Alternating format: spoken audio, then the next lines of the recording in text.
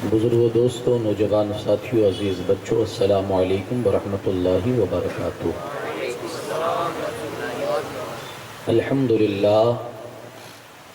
الحمدللہ رب العالمین والعاقبۃ للمتقین، الصلاة والسلام علی سید الانبیاء والمرسلین وعلی آلہ الطیبین واصحابہ الطاہرین اجمعین، اما بعد۔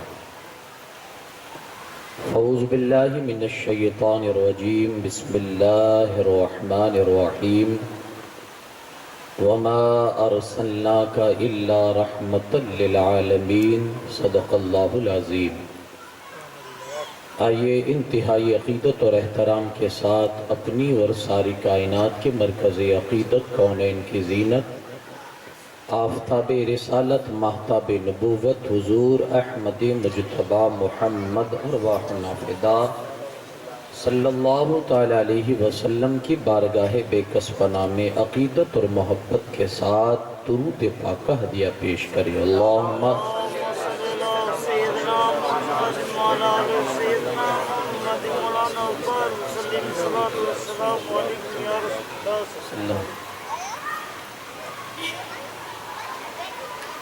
آقا کریم صلی اللہ تعالی علیہ وسلم کا ارشاد عالی شان ہے، جب تک بندہ مجھ پر درود پاک پڑھتا رہتا ہے، اللہ کے فرشتے اس پر رحمت کی بارش کرتے رہتے ہیں۔ اب وہ بندے پر ہے کہ وہ کتنی دیر اللہ کی رحمت کی بارش میں رہنا چاہتا ہے۔ جتنی دیر درود پڑھتا رہے گا اتنی دیر رحمت کی بارش برستی رہے گی۔ جی لگا کر ایک بار پڑھیے، اللہم صلی علی سیدنا شفیعنا نبینا مولانا محمد کما تحب و ترضی بان تصلی علیہ، صلاۃ و سلام علیک یا رسول اللہ صلی اللہ علیہ وسلم۔ نہ ہو آرام جس بیمار کو سارے زمانے سے، نہ ہو آرام جس بیمار کو سارے زمانے سے، اٹھا لے جائے تھوڑی خاک ان کے آستانے سے، اٹھا لے جائے تھوڑی خاک ان کے آستانے سے۔ تمہارے در کے ٹکڑوں پہ پڑا پلتا ہے ایک عالم، تمہارے در کے ٹکڑوں پہ پڑا پلتا ہے ایک عالم، گزارا سب کا ہوتا ہے اسی محتاج خانے سے، گزارا سب کا ہوتا ہے اسی محتاج خانے سے۔ کوئی فردوس ہو یا خلد ہو ہم کو غرض مطلب، کوئی فردوس ہو یا خلد ہو ہم کو غرض مطلب، لگایا اب تو بستر ہے تمہارے آستانے سے، لگایا اب تو بستر ہے تمہارے آستانے سے۔ پلٹتا ہے جو بھی زائر تو کہتا ہے اس سے نصیب اس کا، پلٹتا جو بھی ہے زائر تو کہتا ہے اس سے نصیب اس کا۔ ارے غافل قضا بہتر ہے یہاں سے پھر کے جانے سے، ارے غافل قضا بہتر ہے یہاں سے پھر کے جانے سے۔ زمین تھوڑی سی دے دے بحر مدفن اپنے کوچے میں، زمین تھوڑی سی دے دے بحر مدفن اپنے کوچے میں، لگا دے میرے پیارے میری مٹی بھی ٹھکانے سے، لگا دے میرے پیارے میری مٹی بھی ٹھکانے سے۔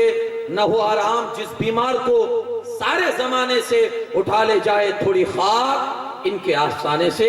ایک بار اور جی لگا کر محبت اور خلوصیت کے ساتھ پورا مجمع ایک ساتھ پڑھے، اللہم صلی علی سیدنا شفیعنا نبینا مولانا محمد کما تحب و ترضی بان تصلی علیہ، صلاۃ و سلام علیک یا رسول اللہ صلی اللہ علیہ وسلم۔ حضرات، قرآن پاک کی ایک بہترین آیت کریمہ جس کو میں نے آج اپنا موضوع سخن چنا، اللہ پاک ہمارے اور آپ کے آقا، کائنات کے آقا، مختار کائنات جناب محمد رسول اللہ صلی اللہ علیہ وسلم کی عظمت اور شان کو بیان کرتے ہوئے اس طرح قرآن میں فرماتا ہے، وَمَا أَرْسَلْنَاكَ إِلَّا رَحْمَةً لِلْعَالَمِينَ، محبوب ہم نے آپ کو ساری کائنات کے لیے رحمت بنا کر بھیجا ہے۔ اب میں بتاؤں گا کہ حضور ہمارے لیے کیسے رحمت ہے، صرف ہمارے لیے نہیں، کائنات کے لیے، کیونکہ وہ اور نبی تھے جو کسی ایک قوم، ایک گروہ، ایک جماعت اور ایک شہر کی طرف نبی بن کر آئے تھے، یہ اور نبی تھے۔ آپ دیکھیں گے حضرت موسیٰ ہو، عیسیٰ ہو، نوح ہو، ہود ہو، صالح ہو علیہم السلام، جتنے انبیاء ہیں اللہ نے ایک خاص جماعت کی طرف انہیں نبی بنا کر بھیجا تھا۔ یہ خاصہ صرف میرے آقا کا ہے کہ اللہ فرماتا ہے محبوب تمہیں میں نے کائنات کی طرف نبی بنا کر بھیجا ہے۔ آپ ایک جماعت کے لیے نہیں، ایک گروہ کے لیے نہیں، ایک قوم کے لیے نہیں، کسی شہر کے لیے نہیں، بلکہ حضور فرماتے ارسلت الی الخلق کافہ، اللہ نے ساری مخلوقات کے لیے مجھے اپنا رسول بنا کر بھیجا ہے، ساری مخلوقات۔ اب مخلوقات میں انسان بھی آ گئے، جنات بھی آ گئے، جانور بھی آ گئے، نباتات بھی آ گئی، حیوانات بھی آ گئی، یعنی جو مخلوقات ہے، جس چیز کو اللہ نے پیدا فرمایا ہے اس چیز کے لیے میرے مصطفیٰ رسول بن کر تشریف لائے۔ آپ قرآن پڑھیے، اللہ پاک جب اپنا انٹروڈکشن دیتا ہے، اپنا پریچے، تو کس انداز سے دیتا ہے؟ قرآن کی پہلی آیت بسم اللہ الرحمن الرحیم پڑھنے کے بعد آپ پڑھتے ہیں الحمدللہ رب العالمین۔ تمام خوبیاں، تمام تعریفیں کس کے لیے؟ جو عالمین کا رب ہے۔ اب عالمین میں کیا ہے؟ اللہ کے سوا سب۔ عالمین کا مطلب اللہ کے سوا سب، یعنی اللہ رب کس کا ہے؟ اللہ کے سوا کائنات، رب العالمین، سارے عالمین، جتنی بھی دنیا ہے، جتنے بھی عالم ہے، ان سب کا اللہ رب ہے، پالنے والا ہے۔ تو جیسے اللہ رب العالمین ہے، ایسے رسول اللہ رحمت للعالمین ہے۔ میرے مصطفیٰ، جہاں تک خدا کی خدائی ہے وہاں تک مصطفیٰ کی مصطفائی ہے، کوئی چیز خالی نہیں۔ اب یہاں رک کے میں اس آیت کریمہ کے حوالے سے جو میں نے آپ کے سامنے پڑھی، رحمت بننے کے لیے چند چیزیں ضروری ہے۔ اگر حضور کائنات، ساری کائناتوں کے لیے رحمت ہے تو اس کے لیے چند چیزیں ضروری ہے۔ ایک سب سے پہلی یہ کہ اس کا زندہ ہونا بہت ضروری ہے۔ آدمی زندہ نہیں ہوگا تو وہ رحمت کسی پر کیسے کرے گا؟ اس آیت سے میرے مصطفیٰ کی حیات کا بھی مسئلہ کلیئر ہو گیا۔ حضور کے زندہ ہونے کا مسئلہ بھی، اب جو کہے کہ نبی مر کر معاذاللہ مٹی میں مل گئے، تو ان ظالموں کو سوچنا چاہیے کہ جو یہ رحمت کا حصہ ملتا ہے کہاں سے ملتا ہے؟ جو کھانا کھاتے ہو، اللہ تمہارے کھانے کو تمہارے پیٹ میں جانے کے بعد ہضم کروا دیتا ہے۔ یہ حصہ جو رحمت کا اللہ کی طرف سے ملا، یہ کس کے واسطے سے ملا؟ ماننا پڑے گا یہ رحمت للعالمین کے واسطے سے ملا۔ نادان تجھے سانس لینے کی دولت ملتی ہے، یہ کس کے واسطے سے ملتی ہے؟ ماننا پڑے گا وہ رحمت للعالمین کا صدقہ ہے۔ پھر بھی اس نبی کو تو مردہ مانتا ہے۔ رحمت ماننے کے لیے زندہ ماننا ضروری ہے، اور ہمارے نبی، ہمارا عقیدہ ہے تو زندہ ہے واللہ، تو زندہ ہے واللہ، میری چشم عالم سے چھپ جانے والے، آج بھی زندہ ہے۔ صبح قیامت تک ہمارا نبی، ہر نبی زندہ ہے۔ انبیاء کو موت آتی ہے مگر لمحے کے لیے، اس کے بعد ان کی زندگی پہلے جیسی ہی مل جاتی ہے۔ اسی لیے تو حدیث پاک میں ہے، آقا کریم صلی اللہ علیہ وسلم فرماتے ہیں میرے امتیو، جب جمعہ کا دن ہونا تو مجھ پر کثرت سے درود پڑھا کرو۔ جب جمعہ کا دن آئے تو مجھ پر جتنا زیادہ ہو سکے درود پڑھا کرو۔ عرض کی یا رسول اللہ صلی اللہ علیہ وسلم کیوں؟ کہا جمعہ کے دن تمہارا دفتر، تمہارا رجسٹر میری بارگاہ میں پیش ہوتا ہے۔ امتیوں کے اعمال رسول اللہ کی بارگاہ میں پیش کیے جائے جمعہ کے دن۔ کہا جتنا ہو سکے جمعہ کے دن درود پاک زیادہ پڑھا کرو۔ ایک صحابی نے عرض کی یا رسول اللہ صلی اللہ علیہ وسلم آپ کا انتقال ہو جائے گا تو پھر آپ کی باڈی، آپ کی لاش مبارک تو بکھر جائے گی، پھر آپ کے سامنے ہمارے نام اعمال پیش کیسے ہوں گے؟ اللہ کے رسول صلی اللہ علیہ وسلم فرماتے ہیں ایسا نہیں ہے. حدیث پاک کے الفاظ سنیے, ان اللہ حرم علی الارض ان تاکل اجساد الانبیاء فنبی اللہ حی یرزق. حضور فرماتے ہیں اللہ نے زمین پر, اللہ نے مٹی پر حرام کر دیا ہے کہ وہ نبیوں کے جسموں کو کھائے. انبیاء کے جسم جب تک دنیا میں رہتے ہیں سلامت رہتے ہیں, قبر انور میں جاتے ہیں تب بھی سلامت رہتے ہیں. زمین کی طاقت نہیں ہے کہ وہ نبیوں کے جسم کو سڑائے, کیڑوں کی طاقت نہیں ہے کہ وہ نبیوں کے, ارے ہم نبیوں کی کیا بات کریں, غلامان نبی جو ہوتے ہیں ان کی حالت یہ ہے کہ برسوں کے بعد جب قبر کھولی جاتی ہے کفن پہ دھبا تک نہیں ہوتا ہے, جس کو کسی شاعر کی زبانی یوں کہا ہے کہ غلام مصطفیٰ کے کفن بھی میلے ہوتے نہیں. محمد کے غلاموں کا کفن میلا ہوتا نہیں. یہ انبیاء کرام کی زندگی. تو اگر آپ, حضور فرماتے ہیں انبیاء زندہ ہوتے ہیں, اپنی قبروں میں ہوتے ہیں, اللہ ان کو زندگی ان کی قبروں میں عطا کر دیتا ہے واپس. وہ ایسے ہی زندہ ہوتے جیسے زمین پر آپ اور ہم زندہ ہیں. ان کی زندگی الگ ہوتی ہے. حضور فرماتے ہیں وہ قبروں میں زندہ ہوتے ہیں, نماز پڑھتے ہیں. یہ انبیاء کی شان ہوتی ہے. تو حضور فرماتے ہیں جمعہ کی دن کثرت سے درود پڑھا کرو. تو اگر آپ رسول اللہ کو رحمت للعالمین مانتے ہو تو آپ کو یہ بھی ماننا پڑے گا کہ میرے آقا زندہ ہے, تبھی تو رحمت مل رہی ہے. اور ہمارا عقیدہ ہے کہ یہ زمین, یہ آسمان اس وقت تک سلامت رہیں گے جب تک میرے مصطفیٰ کی رحمت کی بارش برستی رہے گی. قیامت تک کے لیے میرے مصطفیٰ کی رحمت کی بارش جاری ہے. کبھی اولاد کی شکل میں, وہ حدیث آپ نے سنی ہے نا کہ جب تک میری اہل بیت زمین پر ہے زمین باقی رہے گی. یہ اولاد کیا ہے؟ یہ رسول اللہ کی طرف سے رحمت ہے ہمارے لیے. تو ایک چیز یہ کلیئر ہو گئی کہ حضور رحمت للعالمین ہے تو میرے مصطفیٰ زندہ بھی ہے اور صبح قیامت تک زندہ ہے, اسی لیے تو رحمت بانٹ رہے ہیں. دوسری چیز یہ بھی کلیئر ہو گئی کہ نبی کا جاننا بھی ضروری ہے ہر چیز کو, کیونکہ رحمت کرنے کے لیے جاننا بھی ضروری ہوتا ہے. میں آپ کو جانتا ہی نہیں ہوں تو آپ کے ساتھ مہربانی کیسے کر پاؤں گا؟ مجھے آپ کی کوئی پہچان ہی نہیں ہے. آپ کہاں رہتے ہیں, کیا ہے, میں بیٹھا یہاں ہوں, آپ بیٹھے ہیں دنیا کے کسی اور خطے میں, میں کیسے آپ کو جانوں گا؟ تو رحمت کرنے کے لیے جاننا بھی ضروری ہے. اور اللہ کیا فرماتا ہے اپنے حبیب کے لیے؟ سارے عالمین کے لیے رحمت بنایا. اس کا مطلب سارے عالمین کا علم بھی اللہ نے عطا فرما دیا. کون کہاں کیسے, ابھی تو رحمت پہنچا رہے. تو جیسے حضور کو زندہ مانتے ہیں نا, ایسے یہ بھی ماننا پڑے گا کہ اللہ نے ساری کائنات کے ذرے ذرے کا علم میرے مصطفیٰ کو حضور اللہ رب العزت نے عطا فرما دیا. کائنات کے ذرے ذرے.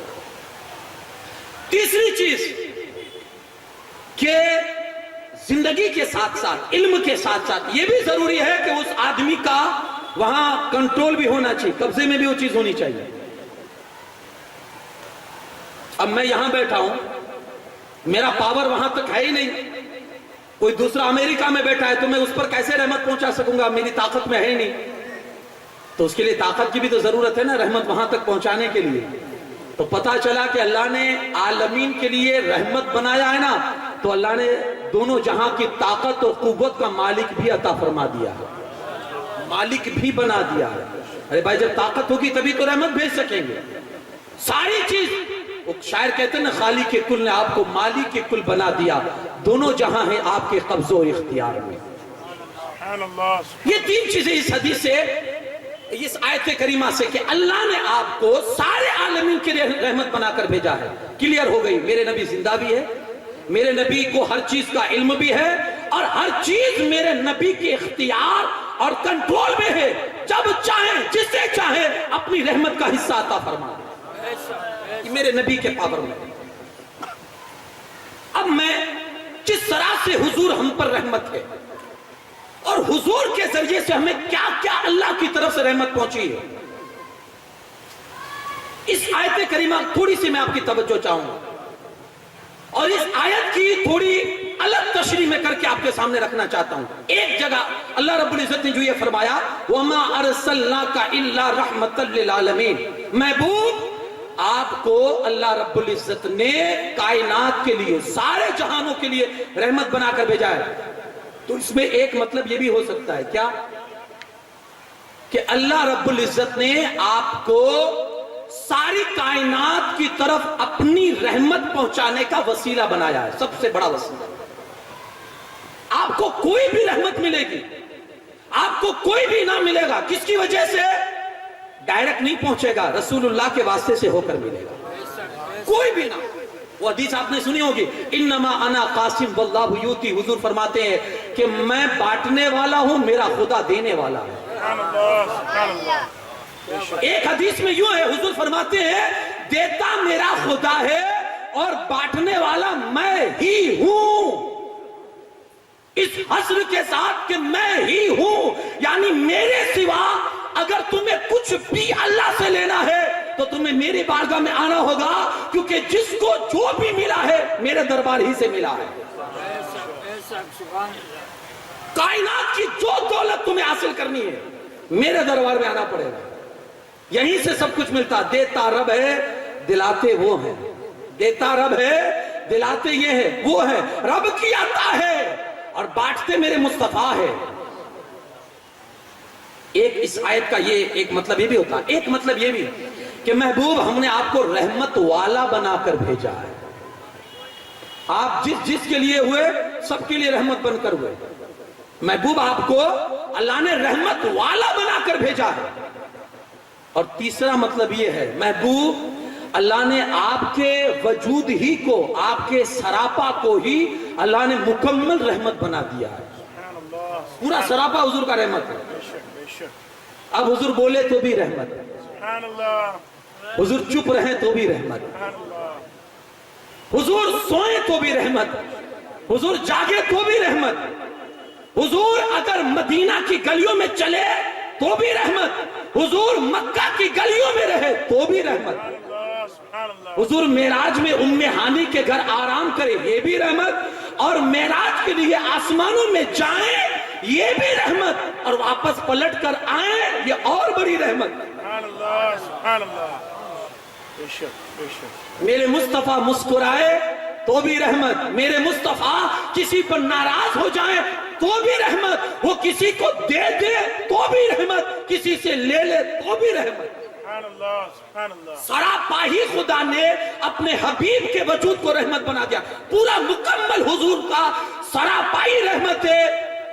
ان کا دل بھی رحمت، ان کی جان بھی رحمت، ان کی روح بھی رحمت، ان کا جسم بھی رحمت، ان کے اعضاء بھی رحمت، ان کی آنکھیں بھی رحمت. سراپا رحمت بنا کر جو رب نے بھیج دیا. ارے میرے بھائیوں، وہ اگر اپنے کسی امتی کے قبر میں آ جائیں یہ بھی رحمت، اور دنیا ہی میں کسی کو دیدار عطا کر دے یہ بھی رحمت. سراپا رحمت بنا کر اپنے حبیب کو اللہ پاک نے ہمارے بیچ رکھ دیا ہے کہ یہ سراپا رحمت ہے. اگر ان کے زبان سے تھوک مبارک نکلے تو یہ بھی بندوں کے لیے رحمت ہو جائے، کھنکھار نکلے یہ بھی رحمت ہو جائے، اور ان کے جسم سے اگر خون نکلے اور صحابی اس خون کو پی جائے تو اس صحابی کے لیے خون بھی رحمت بن جائے. سراپا رحمت بنا کر ہمارے اور تمہارے بیچ اپنی رحمت کو اللہ نے بھیج دیا ہے. لو کتنی رحمت اللہ کی لے سکتے ہو، لو. اور لینے والوں نے رحمت لی. اب حضور کتنے ہم پر رحم دل ہے اور کتنی رحمت ہم پر ہے. سب سے پہلے میں بتاؤں رحمت کے حوالے سے کس کس کو رحمت کا حصہ ملا. حضرت جبریل امین بارگاہ رسالت میں اکثر مرتبہ آتے تھے، اور سارے نبیوں سے زیادہ ہمارے نبی صلی اللہ علیہ وسلم کی صحبت میں اور آپ کی بارگاہ میں سب سے زیادہ آئے. ایک دن حضور نے اسے پوچھا، جبریل تم ہر نبی کے پاس گئے ہو اور اللہ نے مجھے کائنات کے لیے رحمت بنا کر بھیجا ہے، بتاؤ میری رحمت کا حصہ تمہیں کچھ ملا ہے؟ میری رحمت کا حصہ تمہیں کچھ ملا ہے؟ سب کو ملا، تمہیں کچھ ملا؟ عرض کرتے یا رسول اللہ ہاں آپ کی رحمت کا حصہ مجھے بھی ملا ہے، جیسے سب کو ملا مجھے بھی ملا. کہا جبریل کیا ملا؟ کہا حضور میں ہمیشہ خوف میں رہتا تھا، کیونکہ میرے سامنے ابلیس کا انجام تھا نا. کہ سینکڑوں ہزاروں برس جس نے عبادت کی، زمین کا کوئی خطہ نہیں بچا تھا جہاں اس نے سجدہ نہ کیا اپنے خدا کو، مگر پھر بھی انجام کیا ہوا؟ مردود، اللہ کی بارگاہ سے دھتکار دیا گیا۔ یہ انجام تھا، میرے سامنے تھا، میں ہمیشہ ڈرتا رہتا تھا، پتہ نہیں میرا انجام کیا ہوگا، پتہ نہیں میرا انجام کیا ہوگا۔ لیکن یا رسول اللہ صلی اللہ علیہ وسلم، جب سے آپ کی بارگاہ میں آنا شروع ہوا ہوں نا، جب سے آپ کی بارگاہ میں آنا شروع ہوا نا، اور اللہ نے میرے بارے میں آیت کریمہ نازل فرما دی، اِنْدَ ذِي الْعَرْشِ مَكِينٌ مَطَاعٍ ثُمَّ أَمِينٌ، اللہ نے میرے بارے میں جو یہ آیت نازل فرما دی ہے، تب سے میں مطمئن ہو چکا ہوں کہ اب اللہ کے رسول کی رحمت کے صدقے میں میرا انجام اچھا ہی ہوگا۔ یار جبریل خوش ہو جائیں کہ اب رسول اللہ کی رحمت کا انہیں جو حصہ مل گیا، کہ اب انجام اچھا ہی ہونا ہے۔ ہم امتی ہے، انشاءاللہ اگر اس رسول سے جڑ گئے اور ان کے دامن سے وابستہ ہو گئے، انشاءاللہ ہمارا بھی انجام اچھا ہی ہونا ہے۔ تو یہ حضرت جبریل نے حصہ پایا۔ اب آئیے مسلمانوں کے لیے حضور کی ذات اقدس کتنی رحمت ہے۔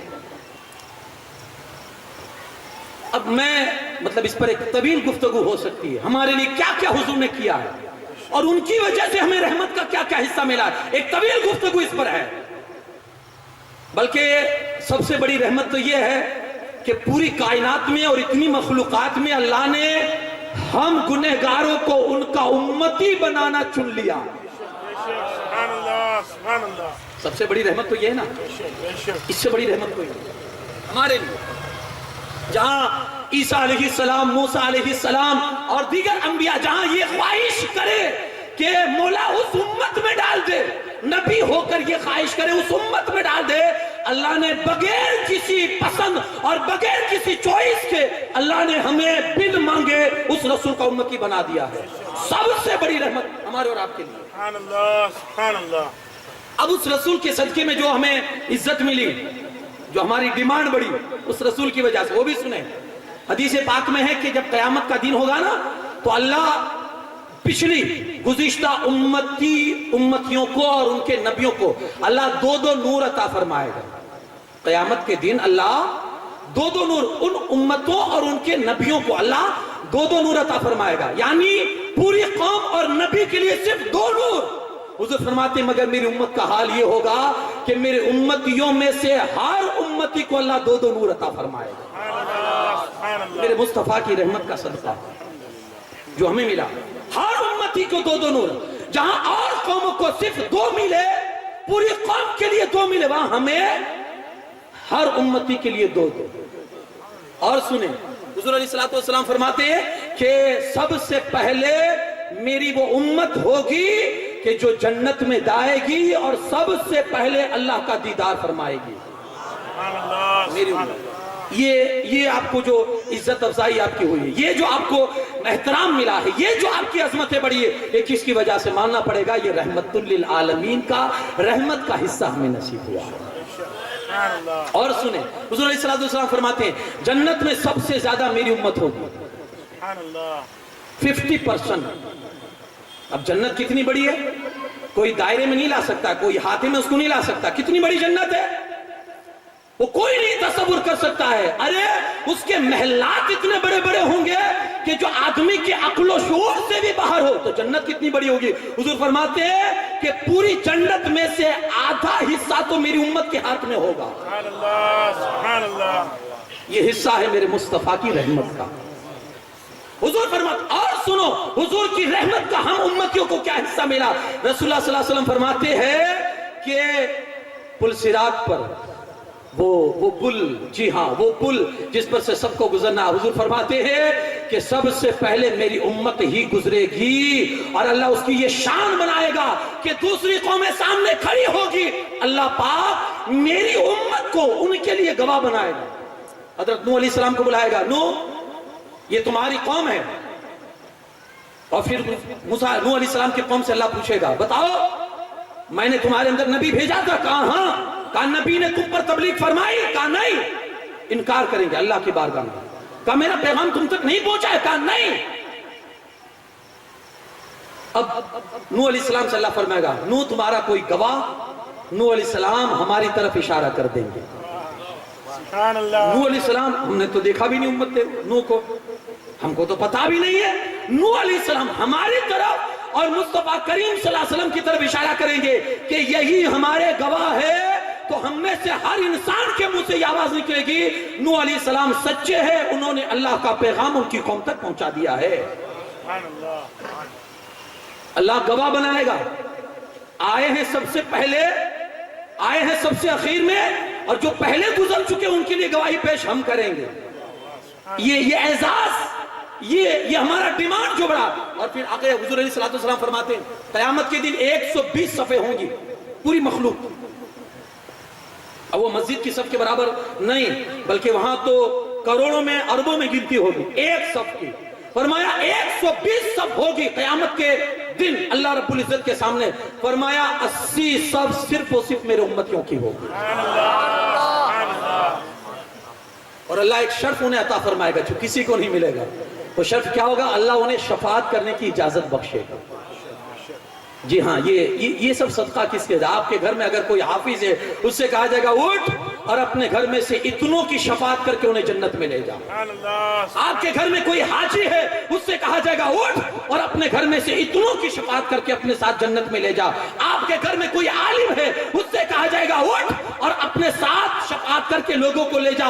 अगर किसी ने किसी को एक गिलास पानी पिला दिया होगा, अल्लाह उसे भी ये कहेगा कि जिसने पिलाया है उसका हाथ पकड़ के उसको जन्नत में ले जा। ये रहमत का हिस्सा जो हमें मिला है, हमारे आमाल की बुनियाद पर नहीं, ये मेरे मुस्तफा की शान करीमी का एजाज था कि उस रहमतुल लिल आलमीन के रहमत के सदक़े में अल्लाह हमें ये एजाज बख्शेगा क़यामत के। ये तो मुख्तसर था जो मैंने बयान किया, जो हुजूर की हम पर नवाजिशात है, जो हुजूर की हम पर इनायात है, जो हुजूर की हम पर रहमतें हैं। और आज भी मेरे भाइयों सांस भी ले रहे हैं तो उस रसूल की रहमत का हिस्सा है, क्योंकि हुजूर ने पहले कर दिया ना कासिम वल्लाहु यूती, मैं बांट रहा हूं अल्लाह दे रहा है। तो आज जो खाते हैं वो भी तो उसी दरबार का खाते हैं, है ना? हर चीज के लिए रहमत। अब मैं मुख्तसर, क्योंकि मुझे हुजूर की रहमत कहां तक है वो मुझे बताना है आपको। तो ये मुसलमानों के लिए रहमत। अच्छा, जैसे मुसलमानों के लिए रहमत है ना, ऐसे काफिरों के लिए भी रहमत है ना। हमें और आपको भी चाहिए कि कहीं चल के दिल थोड़ा सा नरम भी कर लेना चाहिए, बड़े सख्त हो चुके हैं। हुजूर की रहमत का हिस्सा हमारे अंदर भी तो होना चाहिए ना कुछ। कैसे काफिरों के लिए रहमत, जरा सुने और दिल के कानों से सुने। पहली कौम के साथ ऐसा होता था, अगर वो अपनी कौम की नाफरमानी, अपने नबी की नाफरमानी करते थे तो अल्लाह एक आम अजाब भेज के पूरी कौम को तबाह बर्बाद कर देता। कौम आद हवाओं के जरिए उड़ा दी गई, कौम समूद जलजलों में तहो नस्ल कर दी गई, कौम लूत उनकी जमीन को उलट पलट कर दिया गया, बनी इस्राइल अल्लाह ने उनकी शक्लें बिगाड़ दी, बंदरों और खिंजीरों की शक्लें उनको कर दी, उनको दे दिया। यानी जिस कौम ने अपने नबी की मुखालिफत की, अल्लाह ने कौम ही को तबाह कर दिया। मगर तारीख शाहिद है, जब रसूल आज़म सल्लल्लाहु अलैहि वसल्लम ने तौहीद की आवाज को बुलंद किया, आप जानते हो कि मेरे मुस्तफा करीम सल्लल्लाहु अलैहि वसल्लम के साथ कैसे उन लोगों ने ज्यादती की, मारा, सताया, गालियां दी, जादूगर कहा, ऊंट की ओझड़ियां डाली आपके जिस्म पाक पर, आपकी राह में कांटे बिछाए गए, मक्का छोड़ने पर मजबूर किया गया, आपकी बेटी को सताया गया, आपके खानदान वालों को सताया गया। इतनी तकलीफ के बावजूद भी कभी उन पर अजाब नहीं आया, बल्कि हद हो गई। वो लोग ऐसे दुआ करते थे, ऐ खुदा अगर तेरा कुरान सच्चा है और ये तेरे आने वाले रसूल सच्चे हैं तो हम पर आसमान से पत्थर बरसा दे। यानी ये दुआ करने के बावजूद भी उन पर आसमान से पत्थर नहीं बरसे, क्योंकि अल्लाह फरमाता था मांग लो जितना मांगते हो, नहीं बरसेंगे क्योंकि मेरा हबीब तुम्हारे अंदर जलवागर है। और कुरान में रहती दुनिया तक के लिए अल्लाह रब्बुल इज्जत ने अपने हबीब की रहमत का हिस्सा हमें अता कर दिया। वमा काना अल्लाहु लियुअज़िबहुम व अंत फीहिम, ऐ लोगों जब तक मेरा हबीब तुम्हारे बीच में जलवागर रहेगा, अल्लाह ताला अपना आम अजाब तुम पर नाजिल नहीं फरमाएगा। हम भी बचे, वो भी बचे, किसके सदक़े में? रहमतुल लिल आलमीन की रहमत के सदक़े में। عام عذاب اب نہیں آئے گا، یہ حضور کا صدقہ ہے، اللہ نے اپنے حبیب کے صدقے میں، اس کا مطلب حضور ہمارے ساتھ ہیں، ہمارے بیچ ہے اور قیامت تک رہیں گے، اسی سبب سے ہم اللہ کے عذاب سے محفوظ ہیں۔ ہاں وہ ایک عام عذاب تو نہیں آئے گا، لیکن خاص کسی ایریے کے لیے، کسی جماعت کے لیے کبھی کبھی اللہ لوگوں کو خبردار کرنے کے لیے کچھ جھٹکے بھی دے دیتا ہے کہ لوگوں کی آنکھ کھلے، ہے نا۔ ہاں یہ کبھی جو طوفان آتے ہیں، کبھی جو زلزلے آتے ہیں، یہ الارم ہے، کیا ہے؟ جی ہاں، وہ اللہ بجا کے دکھاتا ہے۔ حضرت عائشہ نے نہیں پوچھا تھا حضور علیہ السلام سے یہ زلزلے کیوں آتے ہیں، تو حضور فرماتے ہیں جب کوئی آدمی جاگتے ہوئے بے خبر ہو جائے تو اس کو جھنجھوڑ کر کہا جاتا ہے یار کہاں کھڑا ہے، دیکھ تو صحیح کیا ہو رہا ہے۔ تو ایسے اللہ بھی جب قوم پھٹک جاتی ہے، بالکل غفلت کا پردہ ان کی نگاہوں پر پڑ جاتا ہے، تو اللہ زمین کو ہلا کر ان کو جھنجھوڑتا ہے، کہاں جا رہے ہو۔ ایک عام عذاب اب نہیں آئے گا، حضور کی رحمت کا یہ حصہ ہے۔ تو جیسے مسلمانوں پر رحمت ہے، ایسے کافروں پر بھی۔ میں نے ایک واقعہ پڑھا بڑا، رسول پاک صلی اللہ علیہ وسلم کی رحمت کا وہ حصہ آپ دیکھیں۔ مدینہ پاک میں اللہ کے رسول صلی اللہ علیہ وسلم نے دیکھا ایک خاتون ہے کہ جو ماری پھر رہی، کبھی ادھر کبھی ادھر بھاگ رہی، کبھی ادھر بھاگ رہی ہے۔ اس بھاگنے میں اس کا دوپٹہ سر سے نیچے گر گیا، اسے احساس نہیں ہے، وہ ادھر سے ادھر بھاگ رہی ہے۔ اللہ کے رسول صلی اللہ علیہ وسلم کی نظر پڑی تو حضور نے فرمایا کون عورت ہے جو بغیر دوپٹے کے اس طرح ادھر سے ادھر بھاگ رہی ہے؟ عرض کی گئی یا رسول اللہ صلی اللہ علیہ وسلم اس کا بیٹا گم ہو گیا ہے۔ تو ممتا کی ماری اپنے بیٹے کی تلاش میں بھول گئی ہے کہ اس کا دوپٹہ اس کے سر پر ہے بھی یا نہیں۔ اس زمانے کی وہ عورتیں جو کافرہ ہوتی تھی لیکن سر پہ دوپٹہ اپنی زینت سمجھتی تھی، سر پہ دوپٹہ اپنی زینت سمجھتی تھی کہ سروں پر دوپٹہ رہنا یہ بھی ایک خوبصورتی ہے، زینت ہے۔ آج عجیب حال ہے ہم امت مسلمہ کا کہ آج گلوں اور گردنوں پر دوپٹہ فیشن بن چکا ہے۔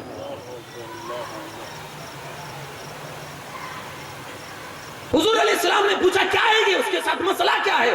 عرض کی گئی یا رسول اللہ بیٹا گم ہو گیا ہے، ممتا کی ماری بھول چکی ہے کہ اس کا دوپٹہ اس کے سر پہ ہے بھی یا گر چکا ہے۔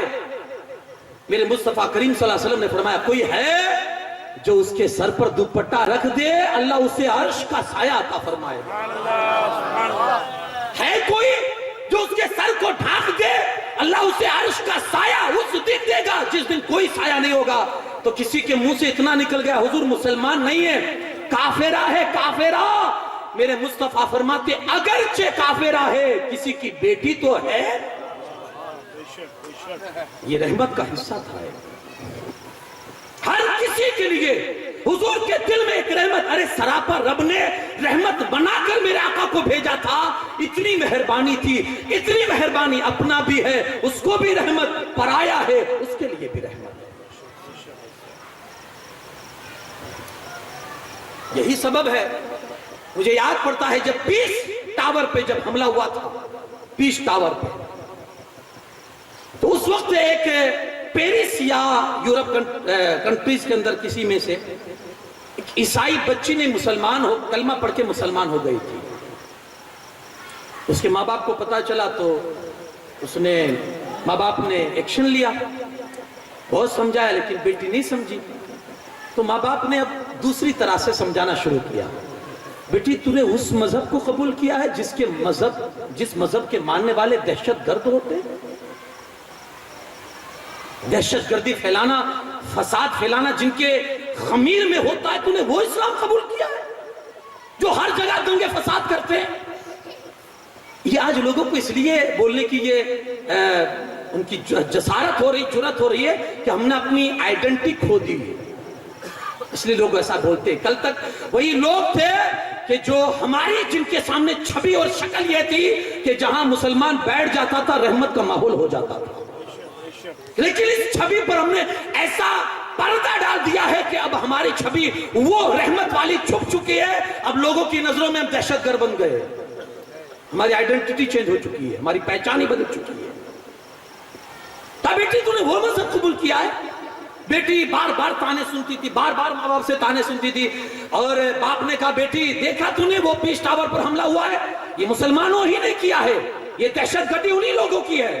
بیٹی نے صرف اتنا کہا ابا مجھے نہیں معلوم کہ پیس ٹاور پر کس نے حملہ کیا, وہ مسلمان بھی ہے یا نہیں میں نہیں جانتی, اور مجھے یہ جاننا بھی نہیں ہے, مگر آپ سے میں صرف اتنا پوچھوں گی کہ جس آقا کا میں نے کلمہ پڑھا ہے اس کی زندگی میں اگر ایک بھی ظلم دکھا دو تو ابھی میں اسلام چھوڑنے کے لیے تیار ہوں. نعرہ تکبیر, نعرہ رسالت, سرکار کی آمد. ایک بھی ظلم اگر میرے مصطفیٰ, ارے ایسے آقا ہے جن کی رحمت کا حصہ تو یہ ہے کہ ایک جنگ سے لوگ واپس ہو رہے تھے, صحابہ کرام واپس ہو رہے ہیں, ایک جگہ پڑاؤ ڈالا, صحابہ بیٹھے ہیں, رات کا سمے ہے, تو دیکھا کہ ایک بوریے میں کیڑیاں چونٹیاں, ایک بوریے میں چونٹیاں ہی چونٹیاں بھری ہے, تو صحابہ نے ان کو جسم پر لگی, صحابہ نے کیا کیا, اس بوریے کو دور ڈالا اور اس میں آگ لگا دی, چونٹیوں پر آگ لگا. اللہ کے رسول صلی اللہ علیہ وسلم نے جب یہ دیکھا تو حضور کو پتا چلا, کہا بجھاؤ, آگ بجھاؤ. صحابہ نے بجھائی, تب حضور علیہ السلام نے فرمایا کہ آگ کا عذاب دینا اللہ کے سوا کسی کے لیے حلال نہیں ہے. کوئی کسی کو آگ سے جلا نہیں سکتا ہے. یہ حد درجے کی یہ زیادتی اور تشددی ہے کہ آدمی کسی کو بھی آگ سے جلائے, کیونکہ یہ اللہ ہی کی, یہ عذاب دینا اللہ ہی کا حصہ ہے.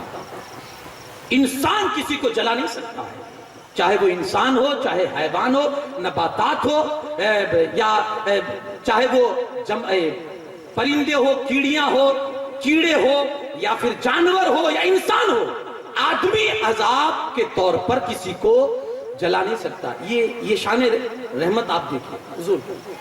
اب جو کریم آقا صلی اللہ علیہ وسلم جس کی زندگی ایسی ہو, جنہوں نے یار چیڑیوں پر ظلم کرنا برداشت نہیں کیا, وہ انسانوں پر ظلم کیسے برداشت کریں گے. تو ایک حصہ تھا حضور کا جو کافروں کو بھی رحمت کا حصہ پہنچا ہے, بلکہ میں کافر کی بات کیا کروں, شیطان کو بھی میرے مصطفیٰ سے رحمت کا حصہ ملا ہے. آپ سوچیں گے شیطان کو بھی, جی ہاں, ایک دفعہ شیطان آیا اور آ کر عرض کرنے لگا, یا رسول اللہ صلی اللہ علیہ وسلم آپ کی رحمت پورے عالمین پر ہے نا, میں بھی تو عالم میں آتا ہوں نا, حضور مجھے تو کچھ ملنا چاہیے آپ کی رحمت سے حصہ. تو حضور فرماتے, بول تجھے کیا چاہیے؟ تو کہتا ہے حضور آپ کا امتی جب اعوذ باللہ من الشیطان الرجیم پڑھتا ہے نا تو مجھے 3 درے اللہ کی طرف سے مارے جاتے ہیں,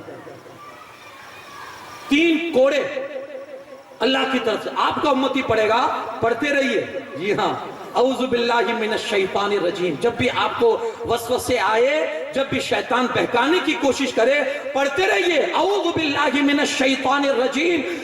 جب جب آپ کا امتی پڑھتا ہے تو مجھے 3 کوڑے مارے جاتے ہیں. حضور کم سے کم 3 میں سے گھٹا کے کچھ کم کر دیجئے. تو حضور نے کہا, جا اب 3 نہیں 1 ہی کوڑا پڑا کرے. یعنی اس کو, اس مردود کو بھی حصہ ملا ہے. ہم تو اس آقا کے غلام ہے, امتی ہے. اگر ہم صحیح معنوں میں اپنے مصطفیٰ کریم کے بن جائے تو ہمیں رحمت کا کتنا حصہ حاصل ہو جائے. سبحان اللہ, سبحان اللہ, بے شک, بے شک. جانوروں نے پایا, جی ہاں, بلکہ کئی ایسی روایت ہے کہ جب آقا اس کا مالک جانور پر ظلم کرتا تھا نا, تو وہ آ کر اپنی داستان رسول اللہ کے قدموں پر سر رکھ کر سناتے تھے. ایک اونٹ کسی بگیچے میں پاگل ہو گیا, لوگ جانا پسند نہیں کرتے تھے کہ اب اس کے پاس کیسے جایا جائے. اونٹ, دیکھیے اونٹ میں بڑی طاقت ہوتی ہے. جب ہاتھی پاگل ہوتا ہے نا تو اس کو کنٹرول کرنے کے لیے اونٹ کو لایا جاتا ہے. جی ہاں, ابھی تک ہم سمجھتے تھے ہاتھی بڑا پاورفل ہوتا ہے, لیکن ہاتھی سے بڑھ کر طاقت اونٹ کے پاس ہوتی ہے. ہاتھی کو کنٹرول کرنے کے لیے اونٹ کو لایا جاتا ہے. تو جب اونٹ آؤٹ آف کنٹرول ہو تو پھر اس کی حالت کیا ہوگی. پاگل ہوا, صحابی دوڑے ہوئے اللہ کے رسول صلی اللہ علیہ وسلم کی بارگاہ میں حاضر ہوئے, یا رسول اللہ صلی اللہ علیہ وسلم اونٹ پاگل ہو چکا ہے اور بڑی بے دردی کے ساتھ لوگوں کے پیچھے بھاگ کر انہیں تکلیفیں دے رہا ہے. آقا کریم صلی اللہ علیہ وسلم فرماتے, کہاں ہے؟ کہا حضور میرے بگیچے میں. حضور تشریف لے گئے, اونٹ کو دیکھا تو حضور اس کی طرف آگے بڑھے. صحابی نے حضور کے دامن کو پکڑا, یا رسول اللہ صلی اللہ علیہ وسلم آپ کو تکلیف نہ پہنچا دے, مت جائیے. حضور نے کہا چھوڑیے, وہ اونٹ جانتا ہے کہ سامنے کون آ رہا ہے. جی ہاں, انسان ہم نے یار پہچانا ہی نہیں ہے, ورنہ جس نے پہچانا ہے نا تو وہ پتھر ہو کر بھی کلمہ پڑھتا تھا. جس نے پہچانا ہے تو وہ سوکھی لکڑی ہو کر بھی میرے مصطفیٰ کی بارگاہ میں صلاۃ و سلام عرض کرتی تھی. ہم نے تو جانا ہی کب ہے, بند مٹھیوں میں بھی کلمہ پڑھا گیا ہے. سبحان اللہ سبحان اللہ. ہم نے پہچانا ہی نہیں. اسی لیے تو اعلیٰ حضرت کہتے انہیں جانا انہیں مانا نہ رکھا غیر سے کام للہ الحمد میں دنیا سے مسلمان. سبحان اللہ سبحان اللہ. جانو تو صحیح کیا ہے وہ رسول, تو پھر مان جاؤ گے. جب جان جاؤ گے تو پھر مان جاؤ گے. جانو کیا ہے وہ مصطفیٰ. حضور جانے لگے, صحابی نے روکا, حضور نے کہا چھوڑو جانے دو مجھے. اب سارے صحابہ ڈرے ہوئے ہیں کہ پتہ نہیں اونٹ کیا کر ڈالے گا حضور کے ساتھ. جیسے ہی میرے آقا اونٹ کے قریب پہنچے نا تو اس نے اپنی گردن جھکا کے قدموں پہ رکھ سبحان دی. اللہ سبحان اللہ. حضور نے کان پکڑ کر اٹھایا, کیا مسئلہ ہے تیرے ساتھ؟ تب اس نے اپنی داستان غم, اپنی دکھ بھری داستان میرے آقا کو اپنی زبان میں سمجھا دی. وہ جانتا تھا کہ میری زبان ان لوگوں کی زبان سے الگ ہے, لیکن یہ بھی جانتا تھا کہ بیان کس کے سامنے کر رہا ہوں. بے شک بے شک. تو اس نے بیان کر دیا. اللہ کے رسول صلی اللہ علیہ وسلم نے فرمایا اس کا مالک کون ہے؟ مالک سامنے آیا.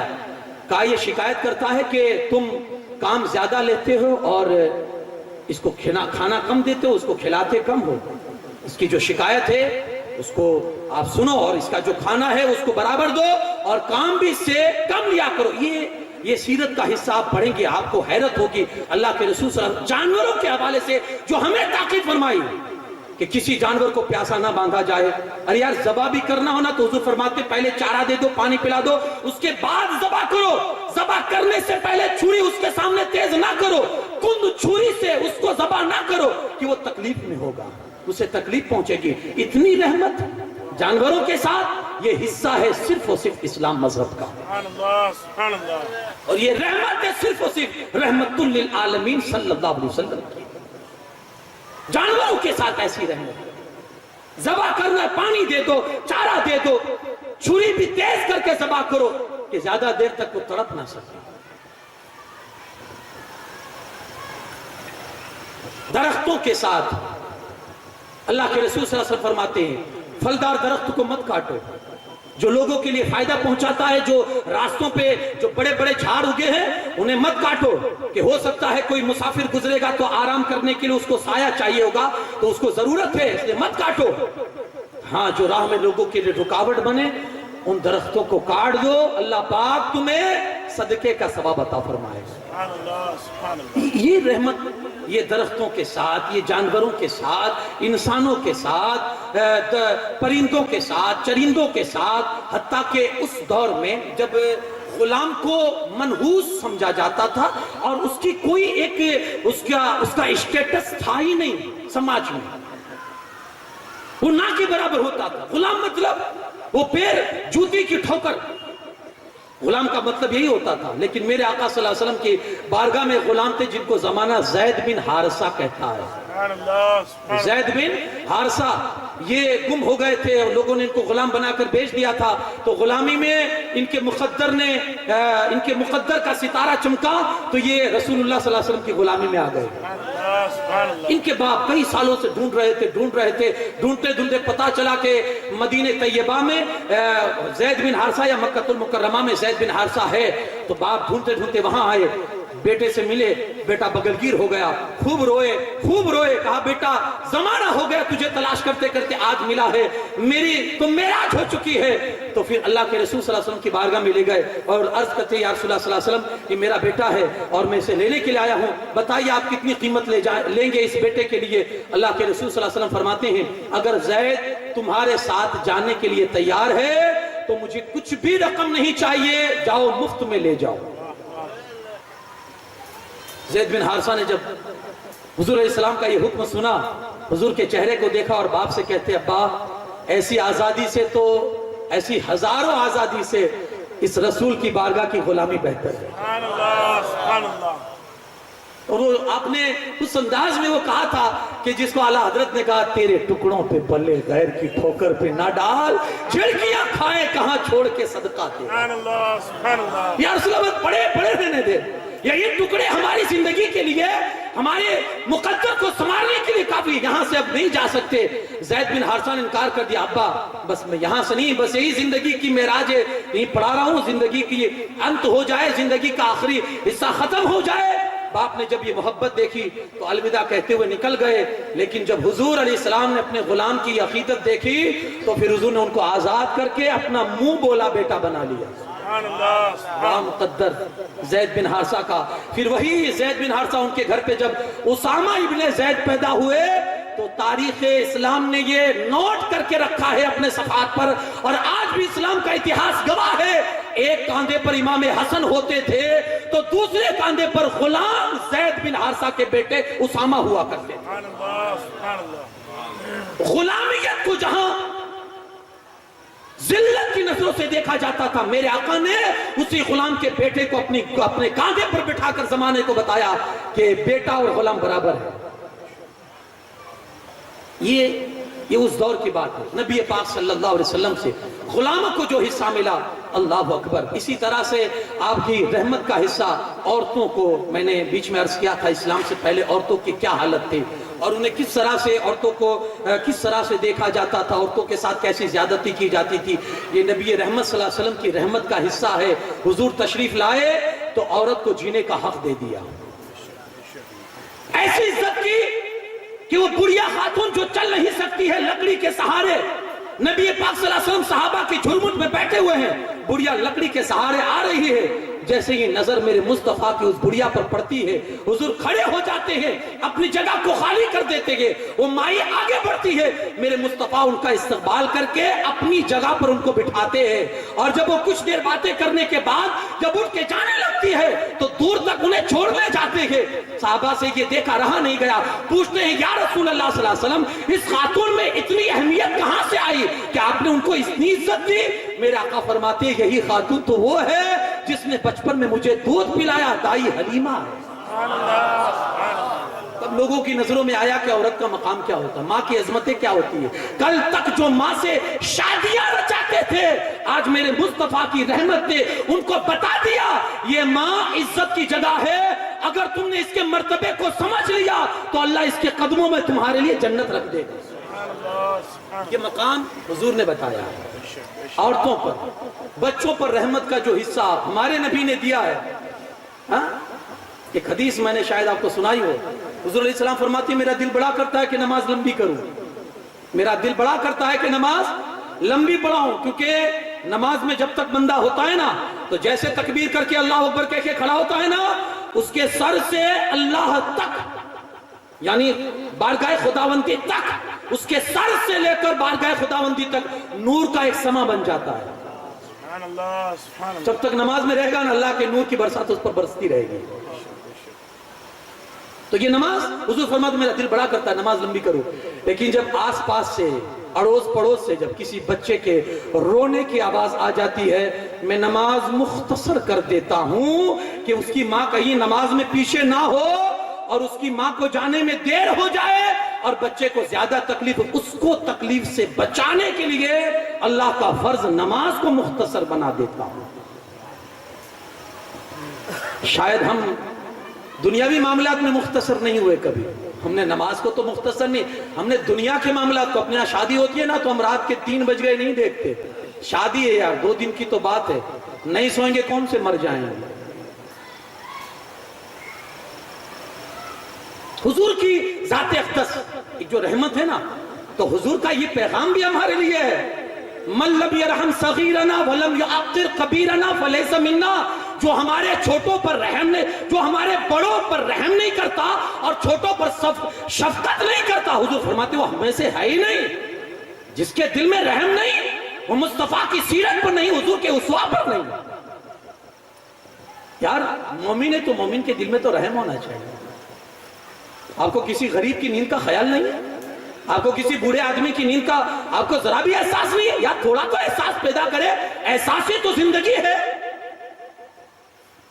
مولا علی کرم اللہ تعالیٰ وجہ الکریم غلام کو ساتھ میں لیا اور کہا چل آج شاپنگ کرنے کا دل کر رہا ہے, خریدی کرنے کا. مارکیٹ گئے اور ایک جوڑا قیمتی خریدا, قیمتی, اور ایک جوڑا سستا والا خریدا.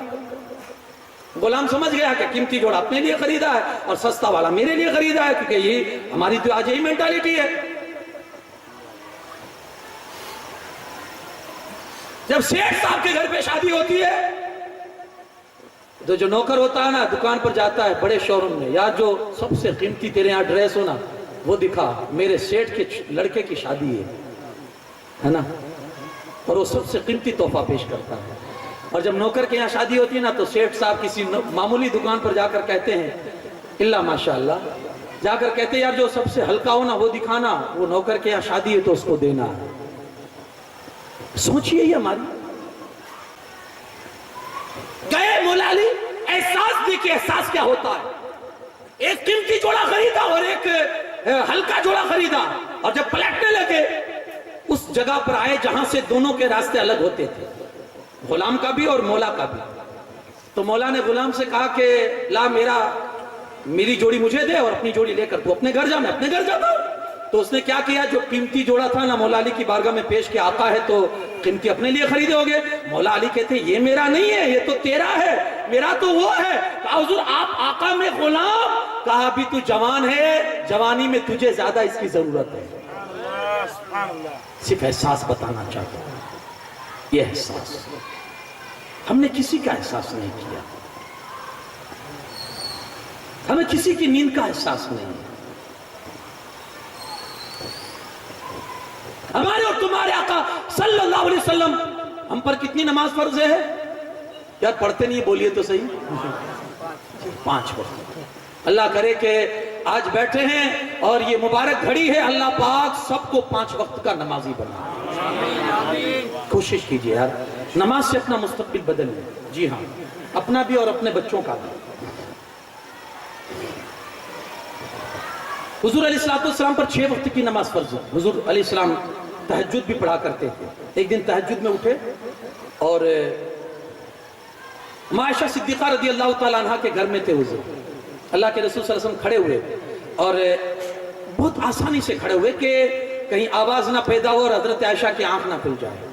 تو حضرت عائشہ کی آنکھ کھل گئی، حضور اٹھے تو آنکھ کھل گئی، لیکن وہ ایسی ہی سوئی ہوئی تھی کہ جیسے پتا چلے کہ سوئی ہوئی ہے. اللہ کے رسول صلی اللہ علیہ وسلم کھڑے ہوئے اور ایسے پنجوں کے بل، انگلیوں کے بل حضور چلے، پیر اٹھا کے. پورا پیر رکھ کے اگر چلتے تو ہو سکتا پیروں سے آواز آتی. حضور ایسے چلے انگلیوں سے تاکہ آواز پیروں سے پیدا نہ ہو. نماز پڑھی حضور اور جب واپس آئے سونے کے لیے تو حضرت عائشہ عرض کرتی یا رسول اللہ صلی اللہ علیہ وسلم آج یہ چلنے کا انداز کچھ عجیب تھا، سمجھ میں نہیں آیا. اللہ کے رسول صلی اللہ علیہ وسلم فرماتے ہیں عائشہ تو سوئی تھی نا تو مجھے احساس ہوا کہ کہیں تیری نیند نہ اڑ جائے نا، تو اس لیے میں اس طرح سے چلتا تھا. نبی ہو کر بیوی کا احساس کر رہے ہیں، ہم مسلمان ہو کر اپنے بھائی کا احساس نہیں کریں گے. ہمارے تو اب وہ ڈی جے سسٹم پتہ نہیں یہاں ہے یا نہیں، جلوس بھی ہمارے محفوظ نہیں رہے ہے نا. پتہ نہیں ہم کس کو سنانا چاہتے ہیں یار. جس کی بارگاہ میں کھڑے ہوتے ہیں نا اس کے کانوں کی طاقت کا حال یہ ہے کہ ہم یہاں سے پکارے وہاں وہ سنے.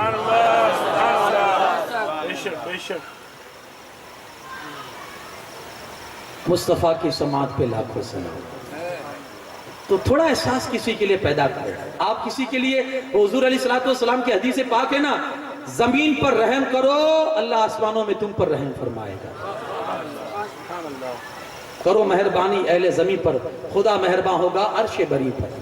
تو تھوڑا رحمت کا جو حصہ ہے، مومن ہے تو رحم ہونا چاہیے، تو یہ حصہ آپ اپنے اندر بھی پیدا کریں. اللہ کے رسول صلی اللہ علیہ وسلم کس طرح سے عالمین کے لیے رحمت بن کر تشریف لائے، اور حضور نے جو رحمت کا حصہ جو کائنات پر، اور آج بھی اگر دنیا اس رحمت کا حصہ حاصل کرتی ہے تو یاد رکھیے گا یہ میرے آقا صلی اللہ تعالیٰ علیہ وسلم ہی کا حصہ ہے کہ اللہ تبارک و تعالیٰ اپنے حبیب صلی اللہ تعالیٰ علیہ وسلم کے صدقے میں یہ ساری رحمتیں ہم کو عطا فرما رہا ہے. حضور آج قبر انور میں بھی ہے تو ہمارے لیے رحمت ہی ہے نا. حضور علیہ السلام ایک حدیث سنا کر اپنی گفتگو کو سمیٹ دوں. اللہ کے رسول صلی اللہ علیہ وسلم فرماتے ہیں میری ظاہری حیات بھی تمہارے لیے رحمت ہے اور میرا وصال بھی تمہارے لیے رحمت ہے. حضور کی ظاہری حیات، جب تک حضور ظاہری حیات سے تھے تب بھی رحمت تھے، اور وصال کرنے کے بعد بھی حضور رحمت ہے.